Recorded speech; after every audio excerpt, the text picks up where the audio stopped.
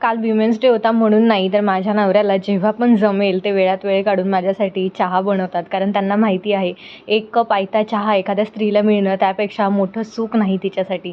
आणि म्हणूनच ते माझ्यासाठी या छोट्या-छोट्या गोष्टींची एफर्ट्स घेत असतात. प्रत्येक वेळी बायकोनेच नवऱ्यासाठी करायचं असतं का? तर नवऱ्याने सुद्धा बायकोसाठी काही गोष्टी करायला हव्यात. खूप मोठं आणि खूप महागड्या भेटवस्तू देणं म्हणजेच नवरा-बायकोचं नातं स्ट्राँग बनवतं का किंवा घट्ट बनतं का? तर नाही. ह्या छोट्या-छोट्या गोष्टींमध्ये तिला जे समाधान मिळतं त्या गोष्टी करणं, तिच्यासाठी छोटे-छोटे एफर्ट्स घेणं हेही तितकंच महत्त्वाचं आहे. आज त्यांनी सांगितलं, की "तू काही नाश्ता बनवू नकोस." त्यांनी बाहेरून माझ्यासाठी नाश्ता आणला होता. हेच काही चॉकलेट्स दिले होते मला आणि त्यानंतर मी देवपूजा वगैरे केली. खरं सांगायचं गेलं तर नवरा-बायको या दोघांमध्येही कोणी मोठं किंवा कोणी छोटं नसतं. खरं तर दोघेही एकमेकांसाठी तितकेच महत्त्वाचे असतात आणि संसार म्हटलं की नवरा-बायको दोघांनी मिळून आपला संसार चालवायचा असतो. एकाने फक्त करत राहायचं आणि समोरच्याने फक्त बघत राहायचं हे एकदम चुकीचं आहे.